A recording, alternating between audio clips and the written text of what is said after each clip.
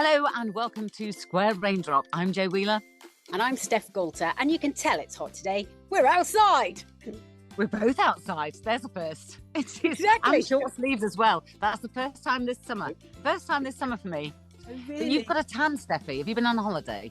Yes, I did. I went to the Canary Islands, which was very nice.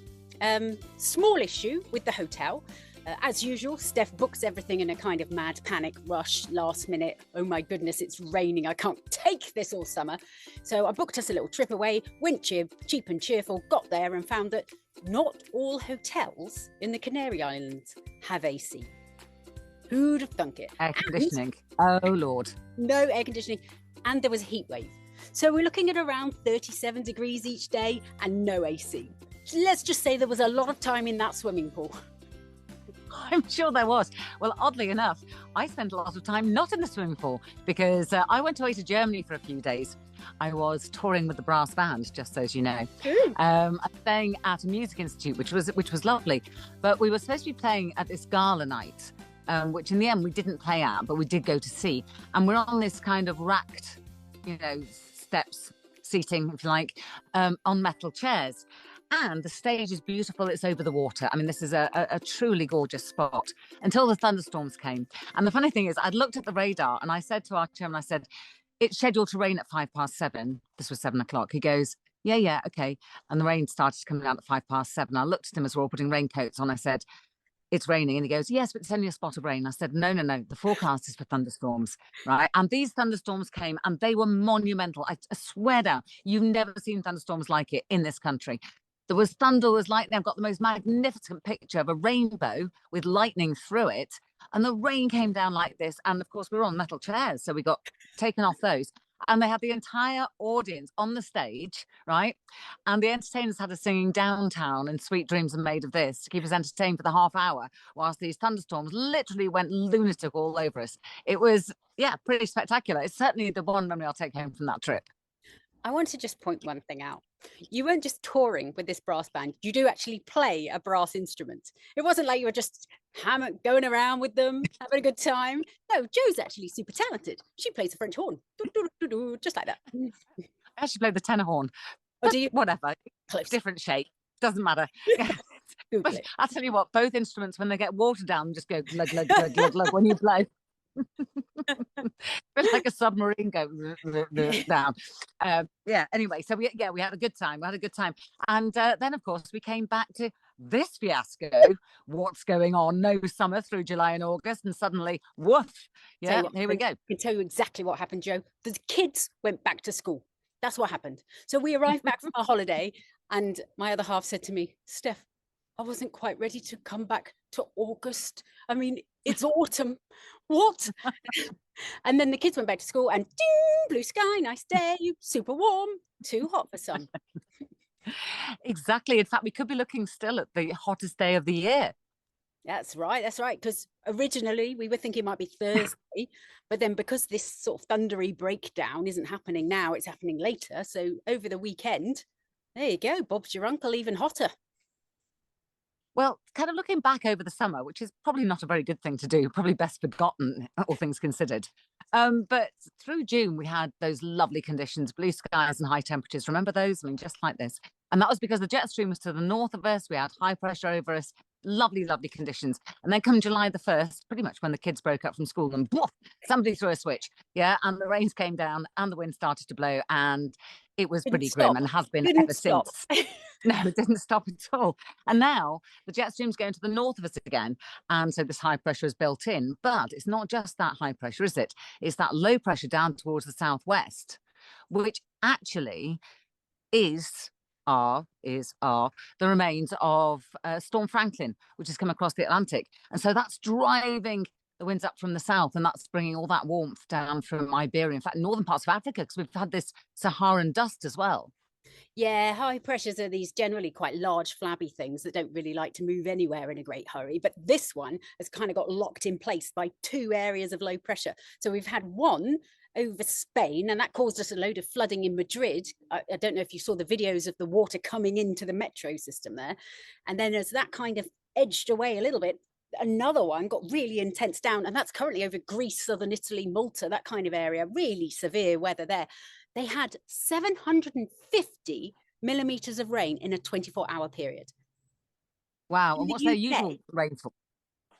hang on, I'll Google. Actually, I can look at our tweets. Our tweets will tell us, because if you follow us on Twitter, there's all sorts of really interesting information there, including a little picture of the rainfall from Storm Daniel, 750 millimeters. Athens expects 414 millimeters in a year. So this So is they've had almost twice that in 24 hours. Nearly. Now, I do know how much you like to get your crayons out and draw pretty pictures of the weather. So tell us about this omega block.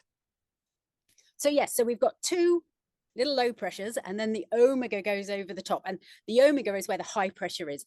And because it's kind of locked in place, it's drawing air up really high in the atmosphere, drawing air up from the Sahara. So that's why we're seeing sort of milky skies and slightly hazy conditions. So that's what we've got at the moment. That's why it's quite murky and misty. So although you go blue sky, nice day, if you look out the window at the view, it's a bit like, where did it go? I'm short-sighted. Life always looks like that for me.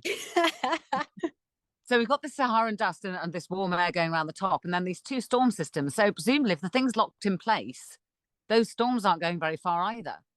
No, they're moving very slowly. That you need a big whack of something to push it out the way.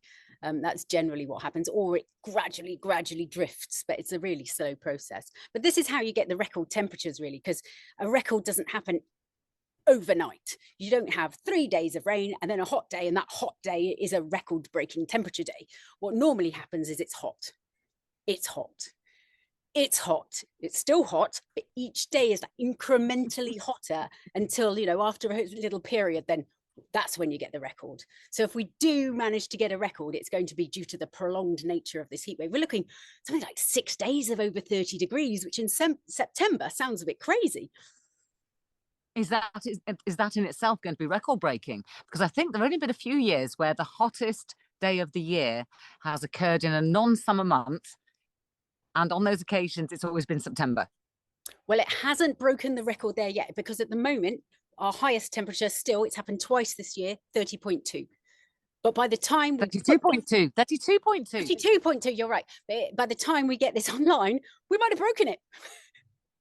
Well, last year it was RAF Coningsby, which isn't so very far from me, in Lincolnshire. And so I think Saturday, I think I might hightail it down there and see what the temperatures are doing, because if it's going to be the hottest day of the year, could well be there. It's going to be down towards the southeast somewhere. Yes, that's right. Southeast again is going to be the sweltering beast. Now, I did mention that I've been away to Germany. And whilst I'm an absolute enthusiast for doing Portuguese on Duolingo, because I used to live there, I did do a full week of German before I went. You instead choose to do your learning of Portuguese on the Brazilian Met website. To find out what their weather's doing. To be had, Joe. It's where the fun's to be had. So as weather people, we get these snippets of information, and we like to dive in that little bit deeper, deeper than the average sane person might. So when I heard that there's been severe flooding in the southern parts of Brazil, I wanted to know what caused the problem, like how much rain there would really give issues. So, I mean, I don't know if you've seen the videos again, but there are houses being swept away. I mean, rustic houses, generally made of wood with a tin roof, but the thing goes, it's got electricity. It's not like it's not nailed down, but it goes in the floodwater. And so I went to the Portuguese. It's not as instinctive as it might be. There's some pictures that aren't exactly what you think might be represented by them. But I managed to work my way around, drew on my inner Jo and her Portuguese skills, and found out I could add together the last 4 days of heavy rainfall that's been in that area. There's been about 300 millimeters was the most I saw, but a blanket, it covers a huge area, this 300 millimeters of rain that we've seen. The most they get this month is usually just over 200 millimeters. So it's not exceptional, but what it's caused is, and probably because it's covered such a huge area, often these things are like thunderstorms. So this area has loads, but just a mile down the road doesn't have so much. Whereas this was a frontal system. So it had huge swathe of area that saw intense rain. And I think that's what really caused the problem. Wow. So massive flooding there. Is the situation alleviated at all? Yes. Fortunately, it has. The worst of the weather is moving away. But yeah, it's been really bad, and it was continuous over a 4-day period. So it wasn't blink and you miss it. Carried on. And might I suggest the next time that you're struggling with the Portuguese or Spanish Met Office, you can just pick up the phone to me, or Google Translate. I don't mind. Spanish, What I did discover, though, Portuguese, no clue. what I did discover in trying to find information about the weather in Germany is that they're really not that interested. Oh, really? Nobody wants to tell you. Well, it's kind of landlocked. Yeah, I suppose they don't get too many surprises there. Whatever they get has kind of been away over France for a while by the time it arrives, or possibly over Scandinavia. But no, trying to find a radar or any kind of interest is really tough. And just not I would have thought interested. they'd be, because they're a very organised nation generally. I would assume they'd be all over this. Oh, well, obviously, when we got to this gala night, they knew it was going to happen. But I don't know who told them. It must have been little birds that whispered on their shoulder, because literally it's not on the websites. That much Maybe I can they're tell you. pine cone. So when we talk next week, we're unlikely to be outside, are we? Do you know, Jo? I've not looked ahead. You know me, I do 5 days. That's your lot. What have you got in your crystal ball that you're looking at? Well, do you know something? What is quite interesting about my crystal ball, yeah, and this I do like, or I think I am going to like in retrospect. So at the moment, we have this lovely weather courtesy of high pressure, and temperatures pretty much the highest we've seen all year. Now, being on the East Coast, we are seeing a bit of this drift off the North Sea overnight. So we're starting off a little bit cloudy, grey, misty, murky, and then it brightens to this. Then it all breaks down at the weekend and becomes a lot more unsettled. And slowly, catchy monkey, temperatures return to pretty much what we'd expect for this time of year. But then high pressure returns. But even though this is another high pressure system, it's likely to bring more of what we'd expect at this time of year of high pressure. So not going to go so far as to say a frost, but it's not on the cards. That's that non-zero probability. Yes. So possibility of frost, certainly mist and fog in the morning. Lovely crisp autumn days with temperatures kind of low to mid-teens. So 2 areas of high pressure giving very, very different outcomes. I think that's going to be fascinating. That is interesting. I love it when that comes together.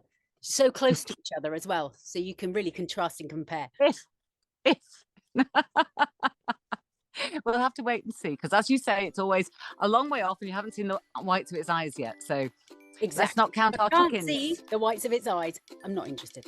Jo, though, loves her crystal ball.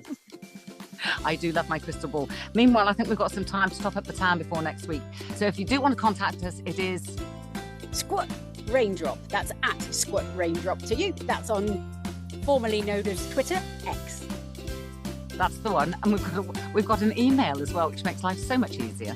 weather@squareraindrop.com. We'd love to hear from you. We would indeed. About anything we've been talked about or anything you'd like us to talk about, do get in touch. See you next time.